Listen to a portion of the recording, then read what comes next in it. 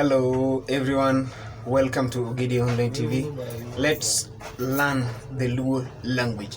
On today's episode, I'm going to talk about water. What is water?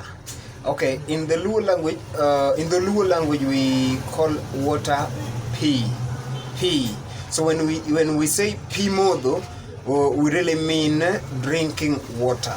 When we say pi luok is taking shower. When we say pi luok, that is a shower water. When we say pi logo is washing hands. The water we used for washing hands is called pi logo, water for washing hands.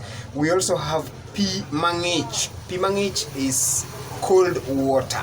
We have pi mamormor. Pi mamormor is called warm water. We also have pi mukue. Pi mukue is called calm water. We also have pi maler. Pi maler is called clean water. Pi maler. Maler is clean. So thank you so much for tuning in. Let's meet again at